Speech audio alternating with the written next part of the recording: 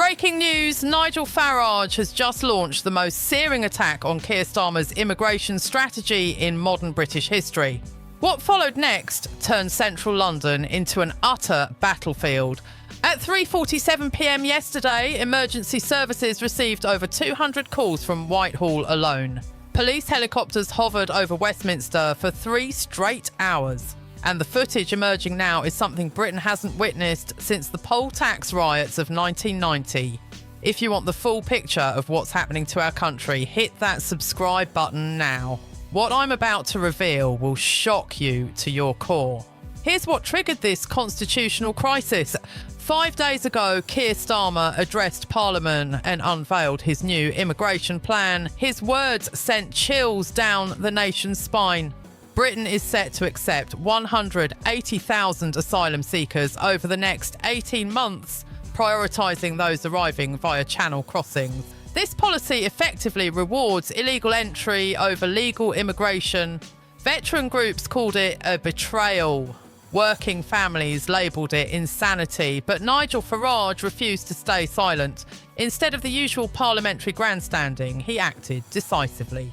He organised a public rally outside Parliament at noon yesterday, pledging to bring 10,000 patriots demanding answers. At exactly 11:58 a.m, Farage took the stage. The crowd stretched from Parliament Square all the way to Westminster Bridge, over 12,000 people according to police estimates. His words were chilling. For decades, politicians promised to control our borders. They lied. They pledged to put British families first. They lied. Now Keir Starmer stands in that building behind me and says we must welcome nearly 200,000 migrants. While British veterans sleep on the streets and pensioners are forced to choose between heating and eating. The crowd's roar was deafening. Within minutes, social media exploded. Twitter trended #StopTheInvasion at #1 globally. Facebook live streams reached 4.3 million viewers in just the first hour. TikTok clips of Farage's speech hit 8 million views by early evening. The response was immediate and fierce. Within 30 minutes, counter-protesters flooded in from across London. Labour activists, open border advocates and university students holding signs reading, "Refugees welcome, Farage is a fascist."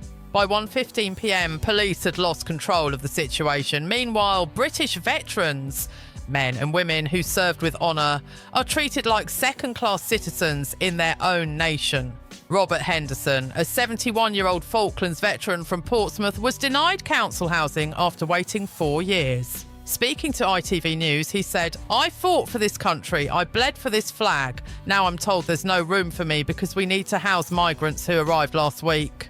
Robert now sleeps in his car outside Tesco in Southampton, showering at a local gym when he can afford a day pass. His daily routine is heartbreaking. He wakes at 6 a.m, heads to McDonald's parking lot for free Wi-Fi and spends mornings applying for jobs that never respond. At 73, with a service-related back injury, no one hires him. His £140 weekly pension barely covers food, phone bills and fuel.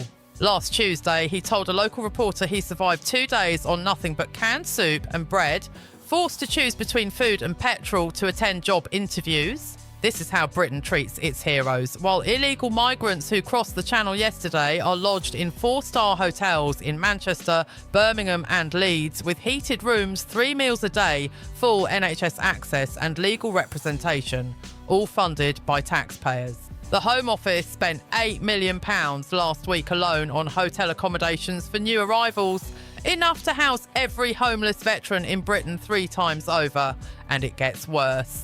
Freedom of Information documents reveal migrants in government housing receive £47 per day in support, more than triple what British pensioners get. They also have interpreters, legal advisors, health coordinators and employment counsellors, all taxpayer funded. Meanwhile, pensioners like 74-year-old Dorothy Williams from Blackpool ration medication because she can't afford both prescriptions and heating. Dorothy told Channel 4 she takes her blood pressure tablets every other day as her pension leaves just £92 a week after rent. She hasn't turned on her heating since October, despite freezing temperatures. When asked why she doesn't apply for extra help, she said, "I worked 52 years, paid taxes, raised 3 children, and never asked for help. Now I'm supposed to beg while newcomers are given everything. The contrast is so stark. Even lifelong Labour voters are turning on Starmer. Mary Thompson, a 68-year-old retired nurse from Liverpool, recorded a tearful video that went viral. "I can't do this anymore. I can't support a party that prioritises foreigners over my grandchildren." That video hit 3.7 million views in 18 hours. Then something unprecedented occurred. King Charles broke 70 years of royal protocol. At 2:30 p.m, during a routine visit to a Surrey veterans' home, he made off-script remarks that shook Westminster. Standing beside decorated war heroes, many in wheelchairs, the King declared, "These men and women gave everything for this nation. They deserve better than what they're receiving, far better." The implication was clear. The King publicly criticised government policy. Palace insiders revealed advisers were horrified, scrambling to contain the situation, but Charles refused to back down. One aide told The Telegraph, "His Majesty was moved. He heard their stories and something inside him snapped." He wouldn't remain silent. The optics are devastating for Starmer. When the monarch sides publicly with veterans over immigration policy, it's more than a political argument, it's a loss of moral authority. Within 2 hours, every major news outlet covered it. BBC led with King Charles questioning government care for veterans. Sky News repeated the footage for 3 hours. International media, from CNN to ABC, broadcast it worldwide. By 2 p.m, Metropolitan Police deployed riot units at Parliament Square. Mounted officers formed barriers between pro-Farage protesters and counter-protesters. Videos show officers struggling to maintain order. Violence erupted near Westminster Bridge at 2:47 p.m. Bottles thrown, barriers smashed, and 12 officers seriously injured, including James Morrison, 34, who suffered a fractured skull. 3 police horses were hurt, one named Sterling, requiring evacuation. The London Ambulance Service declared a major incident at 3:15 p.m, calling in off-duty paramedics. Hospitals were overwhelmed with injured officers, protesters, journalists, and bystanders. The London Stock Exchange reacted sharply. The FTSE 100 dropped 127 points in a single session. Sterling fell to its lowest against the dollar since the Liz Truss crisis. Investment banks issued warnings. Goldman Sachs downgraded Britain's outlook. JP Morgan advised reduced exposure. And global investors moved assets to Frankfurt and Dublin. And London riots trended in 47 countries. Al Jazeera, France 24 and US cable news covered it extensively, comparing it to January 6th. YouGov polls at 6 p.m. showed catastrophic numbers for Labour. Starmer's approval collapsed from 38% to 22% in 5 days. Among over 50s, his support fell to 16%. Reform UK surged to 31%, overtaking both Labour and Conservatives.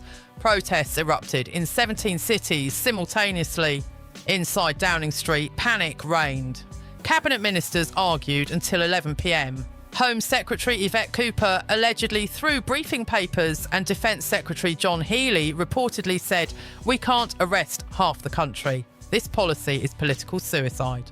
Deputy Leader Angela Rayner held private meetings to gauge support for a leadership challenge. Shadow Chancellor Rachel Reeves refused TV appearances. Veteran Labour MPs privately admitted never seeing chaos like this. Diane Abbott told LBC, "The party is fracturing before our eyes." Leaked documents obtained by the Daily Telegraph reveal Starmer may have lied about the scale of immigration. Internal Home Office projections estimate 340,000 to 420,000 asylum seekers under his plan, far above the 180,000 he announced. This could constitute a resignation matter under the ministerial code. Cabinet members aware of the figures could face criminal charges. The government could collapse within weeks. Nigel Farage seized the moment. While Starmer hides, Farage appeared on GB News, BBC Question Time and Talk TV within 4 hours, delivering consistent, powerful and devastating messages. Clips went viral.